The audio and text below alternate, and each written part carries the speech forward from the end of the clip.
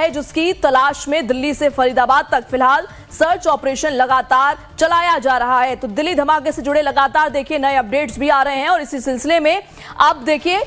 एक और बड़ी खबर, जैश के आतंकी मॉड्यूल ने दिल्ली में 4 कार से धमाके का प्लान बनाया था। पहली कार स्विफ्ट डिजायर थी जो डॉक्टर शाहीन की थी, जिसकी गिरफ्तारी हो चुकी है, जिसमें हथियार बरामद हुए थे और इस कार का इस्तेमाल डॉक्टर मुजम्मिल ने किया था। दूसरी कार जिसकी तस्वीर आपको दिखा रहे हैं I-20, जिससे डॉक्टर उमर ने दिल्ली में धमाका किया, ब्लास्ट को अंजाम दिया। तीसरी कार लाल इको स्पोर्ट्स कार जो कल फरीदाबाद से बरामद कर ली गई है और चौथी कार ब्रीजा है जिसकी तलाश में दिल्ली से फरीदाबाद तक सर्च ऑपरेशन लगातार चलाया जा रहा है। देखिए एक एक करके जो तमाम इस पूरे केस के पहलू हैं वो सामने आते जा रहे हैं। कुल 4 गाड़ियों के इस्तेमाल से ब्लास्ट करने की प्लानिंग थी। 4 तस्वीरें आपको दिखा रहे हैं। दिल्ली धमाके से जुड़ी ये खबर है जिसमें कि जैश के आतंकी मॉड्यूल ने दिल्ली में 4 कार से धमाके का प्लान बनाया था जिसमें वो कामयाब नहीं हो सके। 4 तस्वीरें, पहली स्विफ्ट डिजायर कार, दूसरी डॉक्टर उमर के पास जो I-20 कार थी जिससे धमाका किया गया, तीसरी इको स्पोर्ट्स कार है लाल कलर की जिसको कि फरीदाबाद से बरामद कर लिया गया है और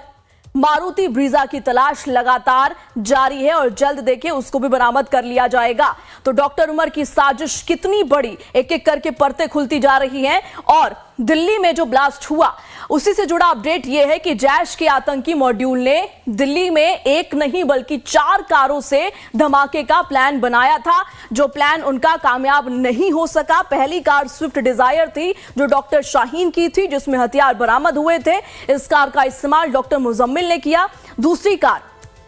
I-20 जिससे डॉक्टर उमर ने दिल्ली में धमाका किया। दूसरी तस्वीर भी आपको दिखा रहे हैं, ये वही I-20 कार है जिसमें कि विस्फोटक था और जिसके ब्लास्ट होने से दिल्ली में कई लोगों की जान चली गई। तीसरी कार और तीसरी तस्वीर भी देखिए, लाल इको स्पोर्ट्स है जो कल फरीदाबाद से बरामद कर ली गई है और चौथी कार की तलाशी लगातार दिल्ली से फरीदाबाद तक में की जा रही है, सर्च ऑपरेशन चलाया जा रहा है और चौथी कार ब्रीजा है। तो 4 तस्वीरें।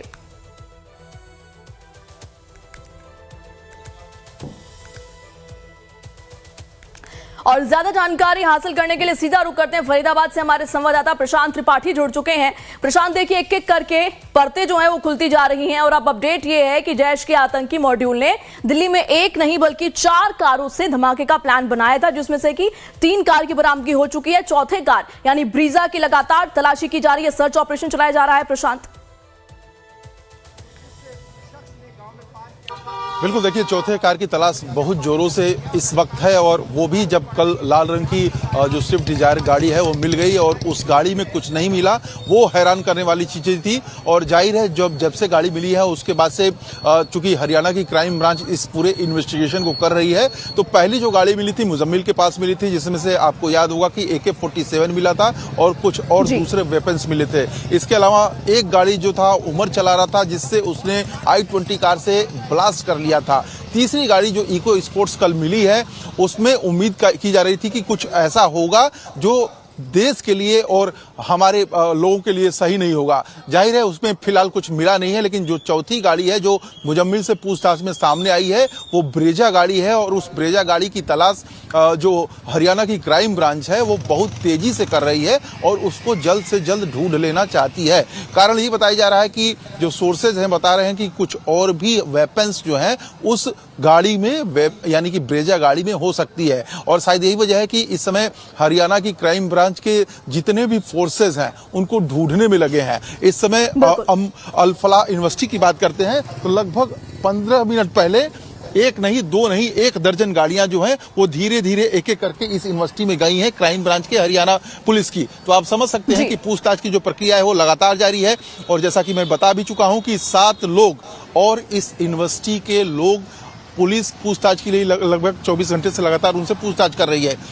ये जी। वो 7 लोग हैं जो मुजम्मिल के, जो उमर के जानने वाले हैं और क्लोज बताए जाते हैं, और ये बताया जा रहा है कि ये लोग भी शायद किसी न किसी तरह का क्लू इनसे मिल जाए, और इसी वजह से लगातार जो क्राइम ब्रांच है इन 7 लोगों से पिछले 24 घंटे से लगातार पूछताछ कर रही है और इस बात को खंगालने में लगी है कि ब्रेजा गाड़ी का वो निशानदेही मिल जाए जिससे कि साफ हो पाए कि उस गाड़ी की तलाशी ले ली जाए और खुद को महफूज और सुरक्षित रखा जा सके। बिल्कुल प्रशांत, और अल-फलाह यूनिवर्सिटी की तरफ से क्या कोई बयान दिया गया है? क्योंकि लगातार देखिए वहां पर भी एक्शन मोड में सुरक्षा एजेंसियां हैं, जैसा कि आप बता रहे हैं कि कुल 7 लोगों से लगातार पूछताछ टीमें कर रही हैं।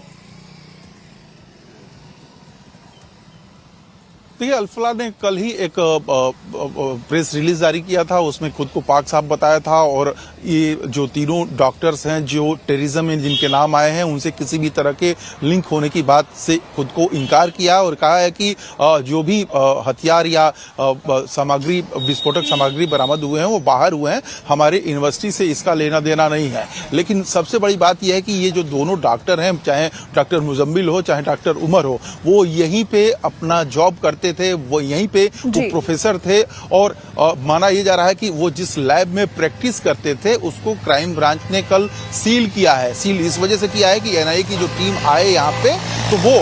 इन्वेस्टिगेशन प्रॉपर वे में कर सके और उसको क्लू पाने में किसी तरह की दिक्कत ना हो। तो आपको बता दें कि इस अल-फलाह यूनिवर्सिटी से थोड़ा सा आप अंदर जब जाएंगी तो एक हॉस्टल है बच्चों का, उसके बगल में एक लैब है। लैब को पूरी तरह से सील किया गया है। उस लैब में ही ये डॉक्टर मुजम्मिल और डॉक्टर उमर जो है अक्सर घंटों बातें करते थे। अब समझ सकती हैं आपकी, अगर घंटों बातें हो रही हैं लैब में, वो घंटों अगर बैठते हैं तो किस मकसद से बैठते थे, इसका जवाब सिर्फ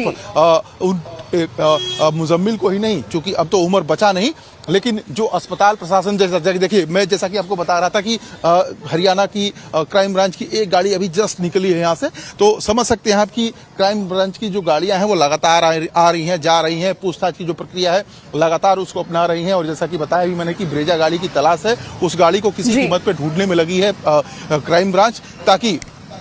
खुद को इत्मीनान किया जा सके। तो जाहिर है चूंकि ऑलरेडी 2 गाड़ियों में एक में विस्फोटक जिसको उमर ने खुद को उड़ाया था, पहले मुजम्मिल ने जिसमें AK-47 जैसा हथियार छिपाया था, ऐसे में चारों गाड़ियों को बरामद करके खुद को तस्दीक करना चाहती है, सुरक्षित करना चाहती है और लोगों को एक मैसेज देना चाहती है कि हमने पूरे इस मामले को ट्रैक आउट कर लिया है। जी बिल्कुल ठीक है प्रशांत, मैं जल्द वापस लौटूंगी और भी जानकारी आपसे प्राप्त करेंगे। दिल्ली ब्लास्ट मामले में नया अपडेट